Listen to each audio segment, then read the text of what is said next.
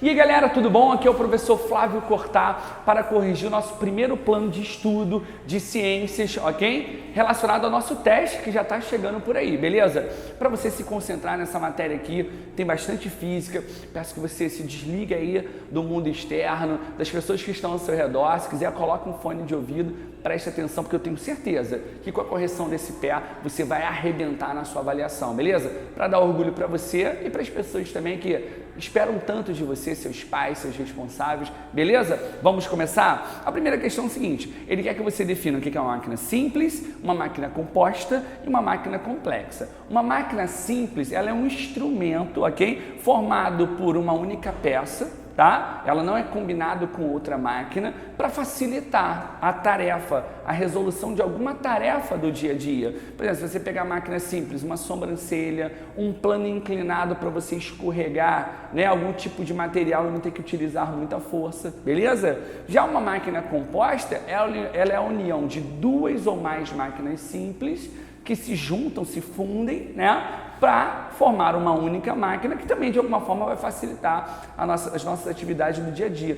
Imagina uma empilhadeira dessas de mão, por exemplo. Ali você tem um plano, você tem o eixo das rodas, então você tem duas máquinas combinadas. Nesse caso é uma máquina composta. Daqui a pouquinho a gente vai ver outros exemplos nas outras questões. Falou? E por último, as máquinas complexas. As máquinas complexas são aquelas que necessitam de energia para funcionar. É esse teu notebook aí, por exemplo, o teu celular, ok? O liquidificador, que sem energia elétrica não tem função nenhuma aparente. Falou? Segunda questão, é para você classificar esses objetos aí como máquina composta, máquina simples ou máquina complexa. Se você conseguiu fazer a questão número 1, você não vai ter tanta dificuldade aí, tá bom? Essa empilhadeira que aparece aí, né, manual, ela tem o eixo dela da roda, tem o plano inclinado. Se você tem duas máquinas, ela é classificada como composta. Ao lado tem um computador, um PC, que por precisar de energia só pode ser classificado como complexo. Depois nós temos um abridor de latas, uma única peça, só pode ser simples. Depois nós temos uma cavadeira. A cavadeira você tem essa parte suspensa e aquela que entra em contato com o solo. Muito comum para a gente cavar um buraco na areia para colocar o guarda-sol, não é verdade?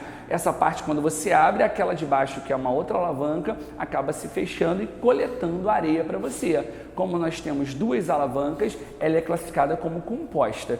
E ao lado, eu quero que você preste atenção. Nós temos um reboque, mas na realidade a gente tem que desprezar esse reboque. Ele quer que você fale apenas do plano inclinado, que é por onde o automóvel vai ser recolhido, ok? Vai ser rebocado. Se eu levar em consideração só esse plano inclinado, nós classificamos essa máquina aí como uma máquina simples. E por último, um celular. Se um computador é uma máquina complexa, é claro que o celular também vai ser complexo. Falou? Próxima questão. Nós temos um menino, uma pessoa aí, tentando retirar uma pedra do local. Se vocês observarem, aqui ó, nós temos o ponto fixo aqui, e aí nós temos, ó, ele está tentando retirar uma rocha que está mais ou menos aqui, tá bom? Só vou aumentar aqui a distância aqui pra gente, ó, vou daqui, um pouquinho mais. Foi, tá? O menino está mais ou menos aqui. Vamos desenhar um menino bonitinho? Ok? Tá segurando aqui. Show de bola. Tá? Ele está tentando tirar essa pedra do local. Você já deve ter visto algum filme em que a pessoa fica presa lá, né, no meio de um carro, de alguma coisa que desabou, e ele tenta fazer a mesma coisa. Ele quer saber o seguinte, ó, quanto mais perto do ponto de apoio o homem da figura segurar esse objeto, menor a força que ele terá que fazer. Tá certo ou tá errado? Quanto mais distante ele... Aliás, ele falou quanto mais perto. Quanto mais perto ele tiver desse ponto de apoio, ele vai ter que usar uma força maior ou menor? Para pensar. Esse aqui é o nosso ponto de apoio. A gente vai chamar de PA. Aqui, ó. Ponto de apoio. A força que o menino vai aplicar chama-se força potente, ok? A força contrária do menino é chamada de força resistente. Quanto mais distante a força que esse menino está aplicando tiver desse ponto aqui, ó, quanto mais distante ele tiver, menor vai ser a força aplicada. Você pode ver que quando caminhoneiros têm que tirar rodas dos caminhões, né, dos pneus que furaram, eles usam uma alavanca enorme e ficam bem distantes, ok? A chave de roda que é utilizada fica bem distante dos parafusos e ele usa uma força que nem é tão grande. Se ele utilizar uma chave de roda como aquela que teu pai tem no carro popular, que é pequena, tem que usar uma força enorme. Às vezes você vê a pessoa na rua saltando, botando o próprio peso, né, ali, e na realidade a força aplicada é maior. Então veja bem, tá certo isso? Tá errado. Por quê? Porque quanto mais próximo ele tiver do ponto de apoio, maior vai ser a força aplicada. Quanto maior a distância da força que ele está aplicando em relação ao ponto de apoio, menor vai ser a força aplicada. Então essa afirmativa aí está errada, beleza? Mais uma aqui, nós temos a número 4. Ao visualizar as figuras abaixo, você pode tê-las vistas em sua casa, fazendas ou sítios. Analise os objetos abaixo e determine o que essas máquinas possuem em comum. O que nós temos aí? Nós temos uma enxada e um facão, beleza? O que elas têm em comum? Primeiro, elas têm a função dela básica é cortar, uma cortar o solo e outra cortar, né, diversos tipos de objetos, e são máquinas compostas porque são formadas por duas peças. Você pode ver que no caso da enxada aí, você tem a parte onde vai ser, né, onde a pessoa vai segurar, que normalmente é de madeira, e outra parte de metal, que é a parte que vai cortar o solo. Como nós temos duas peças encaixadas, duas máquinas aí, nós classificamos como máquinas compostas. Número 5, então falando de uma pinça de sobrancelha. As máquinas estão presentes em salões de beleza, em hospitais, laboratórios ou em casa. Elas nos ajudam, seja para pegar pequenos objetos e delicados como engrenagens de um relógio, e visualizando a figura abaixo, determine o ponto de apoio e o ponto de resistência da pinça. Aqui, eu vou desenhar uma pinça para você aqui, ó.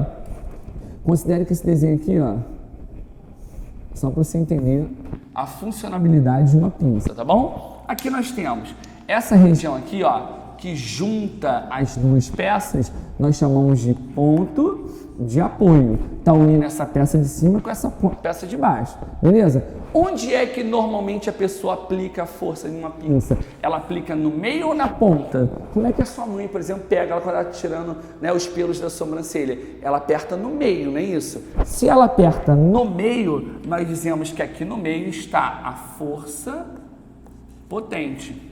Onde que está uma força contrária à que está sendo aplicada por você? Não é na ponta da pinça? Se é na ponta da pinça, aqui nós temos a força resistente. É exatamente isso que ele pede. Aqui, ó, determine o ponto de apoio. Aqui está o ponto de apoio, está entre a ligação das duas peças, beleza? E o ponto de resistência da pinça. A resistência é na ponta e a força potente é no meio. Foi? Pode colocar esse desenho aí que ajuda bastante para vocês, tá? Por último, número 6. As pirâmides serviram como tumbas para os faraós e suas rainhas. No total, são conhecidas cerca de 100 pirâmides. A primeira foi construída em Saqqara, por volta de 2.750 anos antes de Cristo. Saqqara. A mais famosa, cerca de 150 anos mais nova, é a Grande Pirâmide, conhecida também por Pirâmide de Quéops. Que máquina se destacou no transporte dos gigantes blocos de pedra para o alto das pirâmides? Como é que eles conseguiam arrastar aqueles blocos enormes para regiões tão elevadas? É porque eles utilizavam o que a gente chama de plano inclinado. Imagina que você quer chegar com um objeto, por exemplo, nessa região aqui, beleza?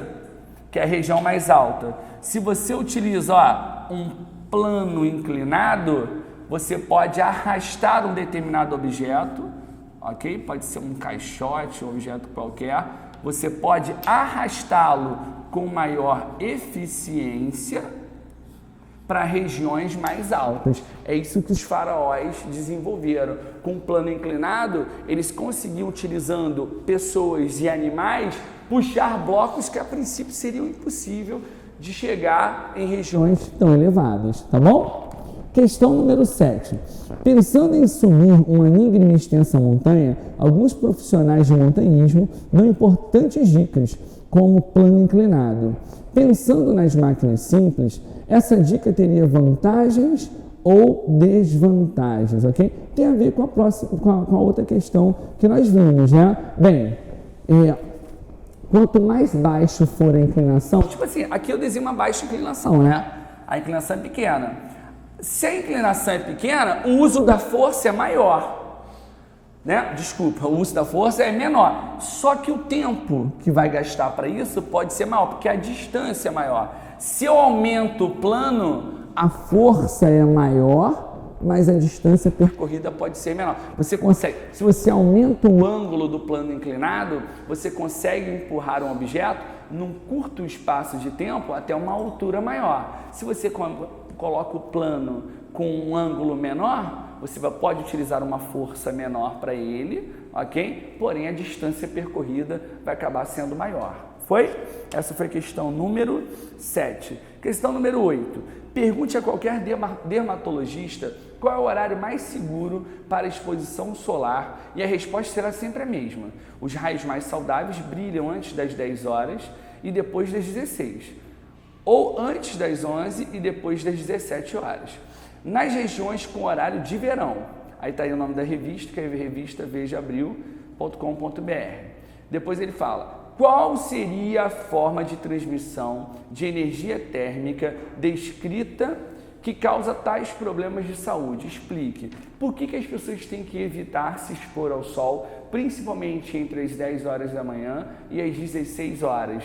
Porque nesse momento a exposição dos raios solares é muito maior, ok? Existem raios que a gente não consegue enxergar, eles são chamados de raios ultravioleta. Esses raios podem causar câncer de pele, ok? Fazer as nossas células da pele funcionar de uma forma incomum, beleza? Se multiplicar mais do que deveria e causar o câncer de pele. Até as 10 da manhã e depois das 16, você tem raios ultravioleta, mas numa concentração menor. Então ele pergunta para você que tipo de qual a forma de transmissão de energia e quais são os problemas. A forma de transmissão de energia feita pelo Sol se chama radiação e os efeitos é que essa radiação pode causar o câncer de pele, como eu havia comentado anteriormente. Foi? Essa foi a questão número 8. A número 9 é para você completar aí, as palavras que completam as frases abaixo corretamente, de acordo com os princípios físicos dos processos de transmissão de calor, são respectivamente. Vamos lá. O Sol aquece a Terra por meio do processo de... Qual é o nome do processo que a luz solar atravessa o vácuo, né? E consegue atingir a Terra? Irradiação. Foi? Depois, as panelas são feitas de metal porque esses materiais têm maior capacidade de transmissão de calor por... Qual é o nome que se dá? A transmissão de calor, que sai lá, você acende lá o fogo, ok? Ele toca na panela e vai aquecendo toda a panela e o que está sendo preparado dentro dela. Vai passando de molécula a molécula. Se vai passando de molécula a molécula, de átomo a átomo, nós dizemos que essa forma de transmissão de energia chama-se condução. Beleza? E por último, os aparelhos de ar-condicionado devem ficar na parte superior de uma sala para facilitar o processo de... E aí, para pensar, se o ar-condicionado está na parte superior e o ar frio é mais denso que o ar quente, a tendência é que esse ar frio desça. Quando ele desce, ele vai empurrando quem para cima? O ar quente. Que quando sobe, entra em contato com o ar frio, se resfria também e desce novamente. Essa troca de ar frio por ar quente é chamado de convecção. Falou? Então a resposta ficou irradiação, condução e convecção. Questão número 10. Nós temos um desenho onde tem uma chaleira com algum líquido sendo aquecido em seu interior. Nós temos uma pessoa, a mão dessa pessoa sendo representada segurando uma frigideira e abaixo nós temos uma lenha sendo queimada que está aquecendo tanto a frigideira quanto a chaleira. Aí ele pergunta pra gente quais são as formas de transmissão de energia que estão aí. Bem, na letra A não está acontecendo exatamente o que eu falei agora há pouco? A água quente, o vapor quente sobe, se resfria, desce, se aquece de novo e sobe. Esse movimento que está acontecendo, essa corrente que está acontecendo é chamada de convecção. No outro, uma pessoa segurando, numa frigideira. Provavelmente, existem frigideiras, por exemplo, panelas que não tem aquela parte de borracha ou de madeira, e que você consegue sentir o calor passando dela, ok? Até onde está a sua mão. Nesse caso, o fenômeno se chama condução. E por último, a lenha sendo queimada, o fogo, a chama não está em contato direto, ok, com as panelas que estão acima. Ela está gerando o quê? Irradiação, e essa irradiação, esse ar quente que está subindo, é que está aquecendo a panela e aquecendo a frigideira, beleza? A ordem ficou convecção, condução e irradiação. Última questão, questão número 11. Observando a imagem abaixo, é possível relacioná-la ao conceito de temperatura e calor. A gente tem um bloco aí que está escrito dentro dele assim, ó, maior temperatura. E nós temos no outro um bloco chamado menor temperatura, beleza? Letra A.